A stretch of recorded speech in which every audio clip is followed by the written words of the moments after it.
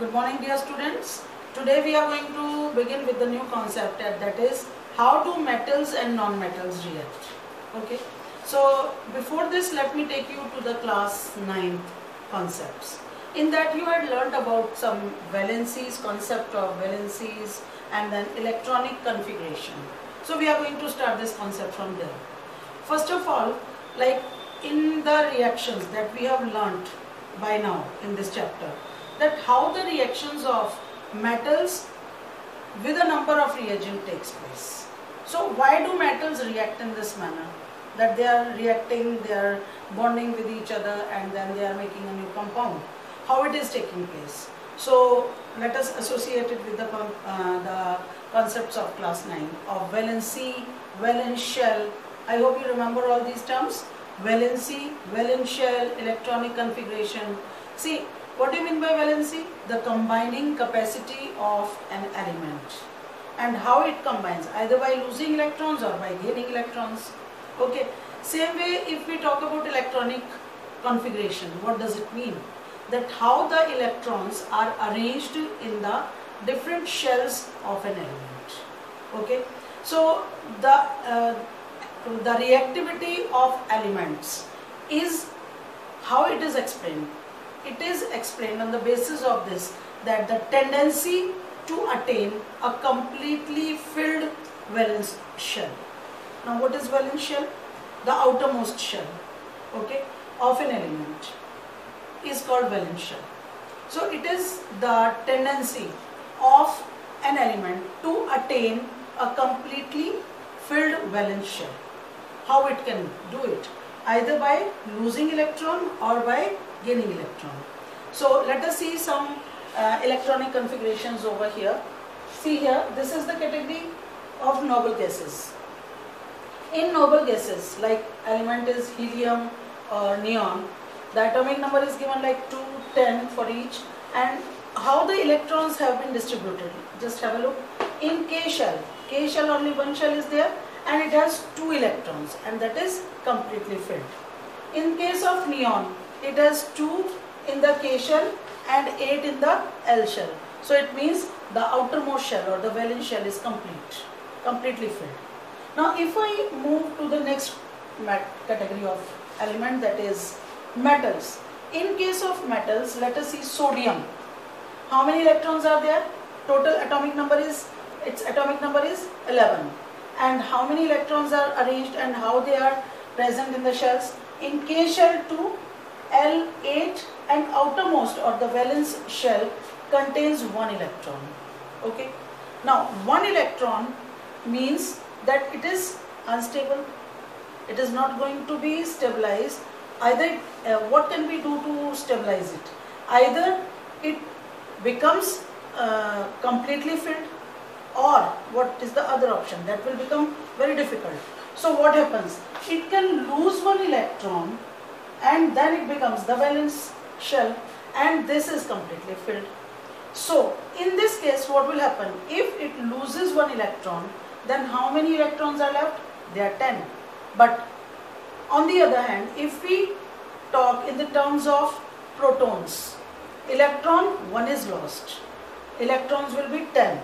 But what about protons? How many protons are there? Protons are 11. So 1 positive charge more on sodium. Okay. Same way in magnesium, case of magnesium, 2 electrons. It's not viability for this element to be stable. So what it does, it loses 2 electrons, and this is how the completely filled shells become. So what will happen now? It is going to have how many positive charges? 2 positive charges. Okay. Now let us come to the another case, non-metals. In case of non-metals, let us take chlorine. In case of chlorine, atomic number is 17, and how the electrons have been distributed in the shell? First K shell 2, then L has 8, and last valence shell is having 7 electrons. It means it should get 1 electron to become stabilized. Okay. So if it takes 1 electron, it means it is going to attain negative charge on it. Okay. So attainment of negative charge makes it electronegative, and it loses electron, sodium, and becomes electropositive in nature. Okay, so this the nucleus of the atoms, they have proton number same, but electrons are lost, and accordingly they attain the charge on them. Okay, so by losing electron, this becomes what? Cation. And by taking electron and completing its shell, it becomes anion. Okay, because it is attaining positive charge and it is gaining negative charge. It can take one electron and stabilize itself. So how this give and take of electrons takes place? In this way, when the electrons are being, like sodium is losing and chlorine is taking the electron, now in this due course of time, they are bonding with each other. Okay, and this in this way they are attaining stability also, means they are completing they are stabilizing themselves with the filled octet. Okay, the outermost shell is being filled.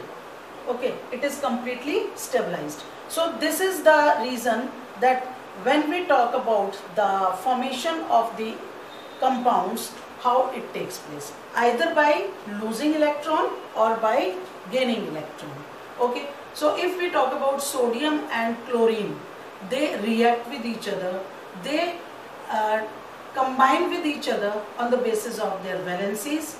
Like sodium has tendency to lose one electron and chlorine has tendency to take one electron to complete the octet, and sodium loses one electron and has a complete octet. Second shell is becoming completely filled, stabilized. So this is how the gaining or losing of electrons makes them associated with each other, and they have their own identity also, like they have their own electropositive and electronegative character on them. Okay, so this is how the elements, they can give and take, they show this give and take relation between each other and makes compound. So let us take the example and see how it takes place, because it is a very important concept, and from the point of view of exam it is quite important. So you need to learn about it, and it is often asked for 2 marks in the exam also.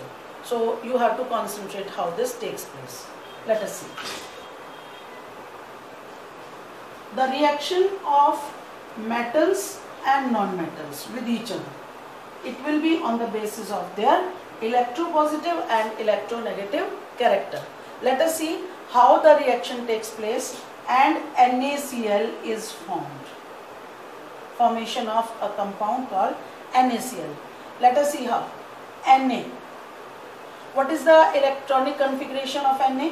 It is 2, 8, 1. Okay. What it does? It loses one electron and it becomes 2, 8, and positive charge is attained on it, and it loses one electron. Okay, this is how the reaction takes place. Then it becomes now sodium cation.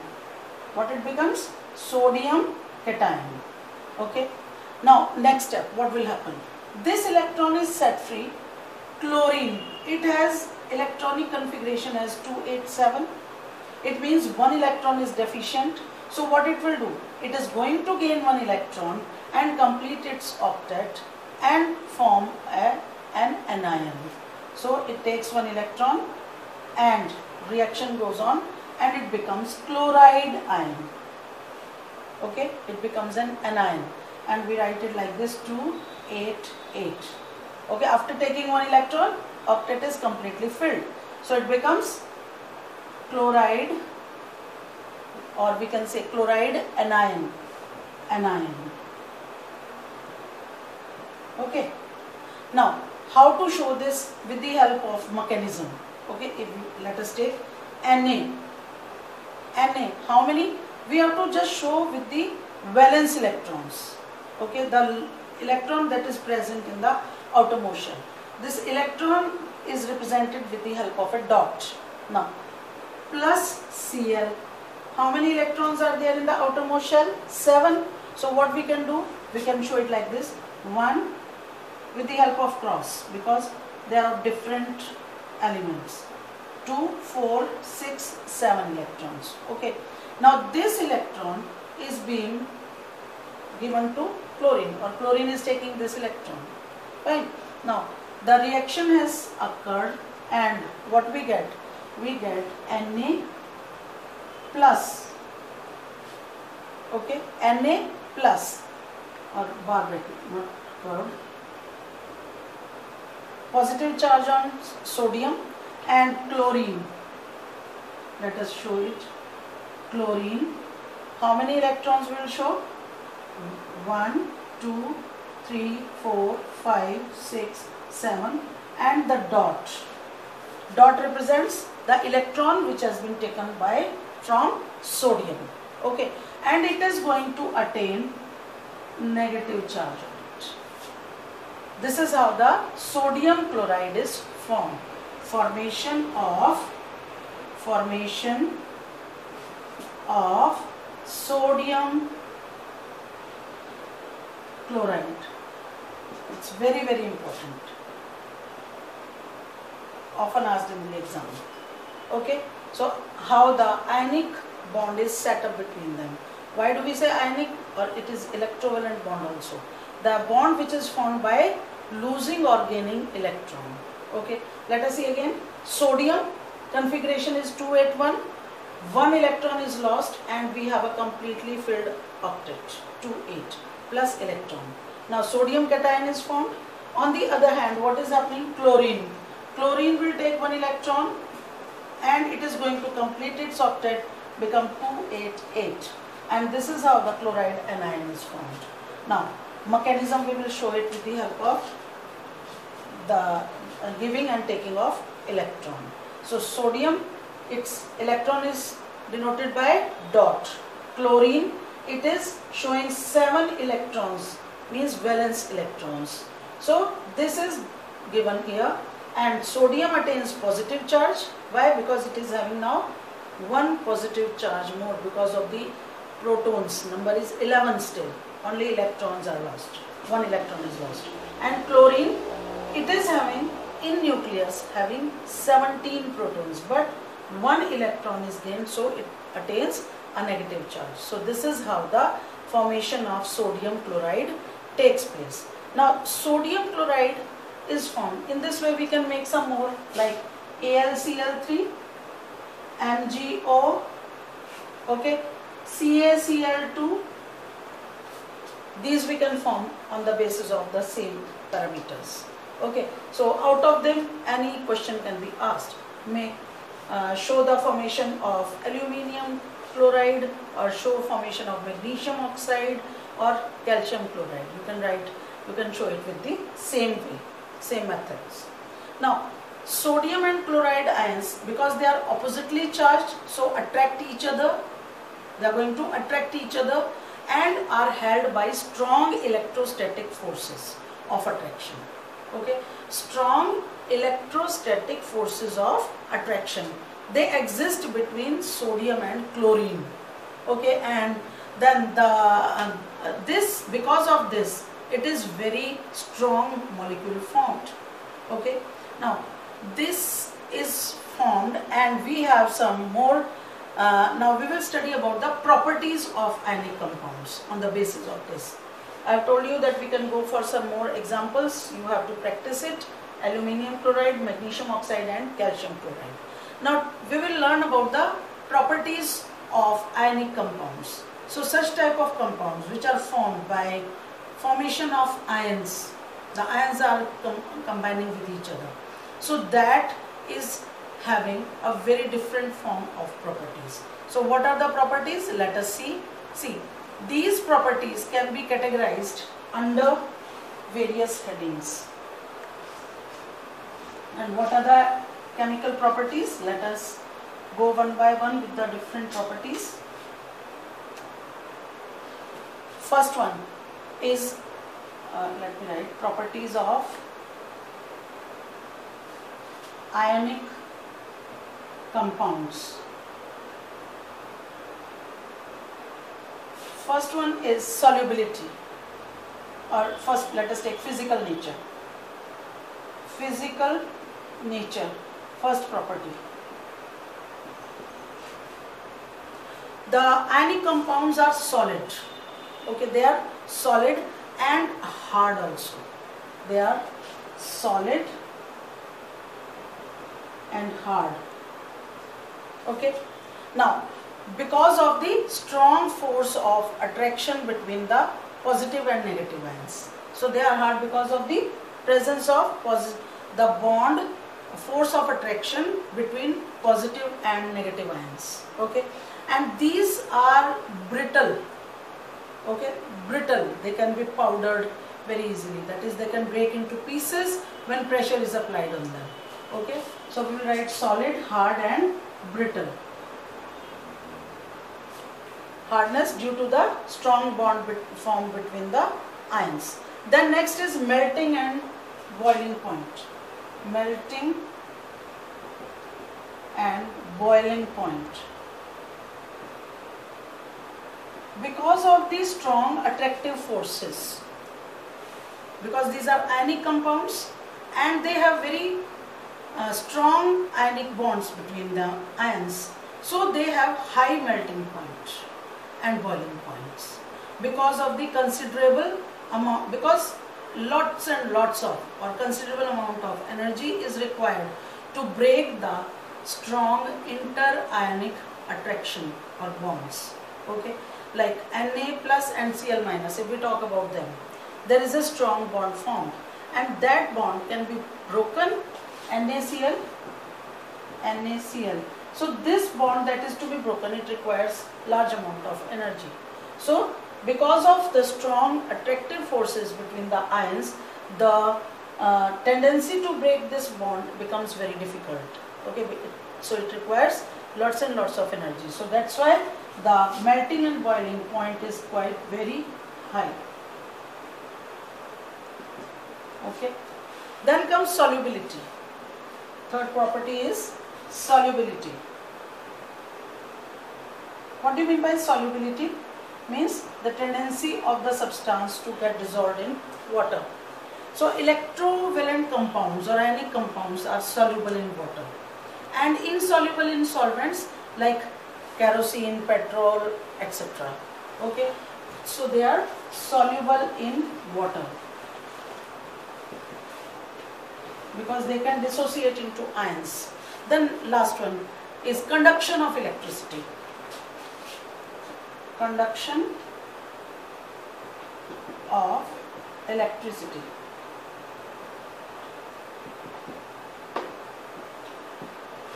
In aqueous state or in molten state, okay, they easily conduct the electricity. Now, conduction of electricity through a solution, it involves movement of the charged particles. Okay, now solution contains an aqueous solution of an ionic compound.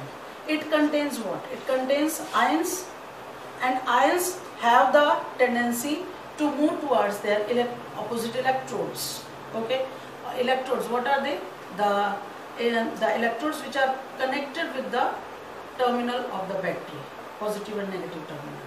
So because of the ionic state, they in solid state they won't do any kind of conduction of electricity, but when they are in aqueous solution or when they are in ionic state or in molten state, at that time they can easily conduct electricity through them.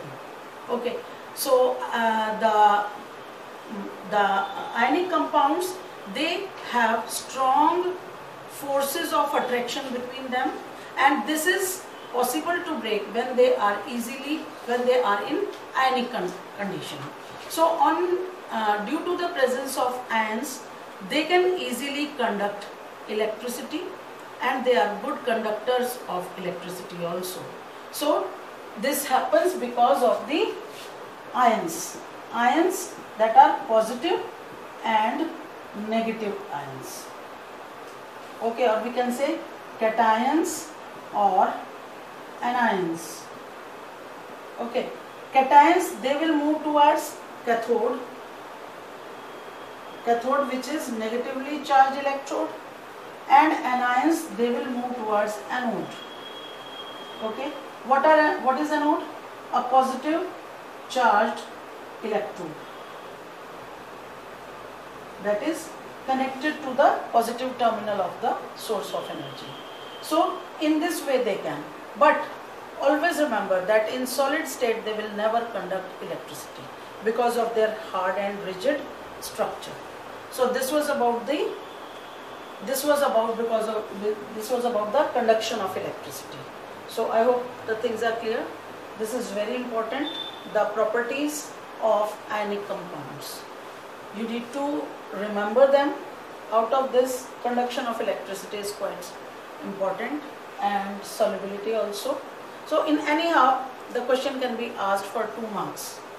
In this case, you need to tell one more thing, that because of the presence of free state of ions, they can easily conduct electricity. So learn this and apply this. Thank you.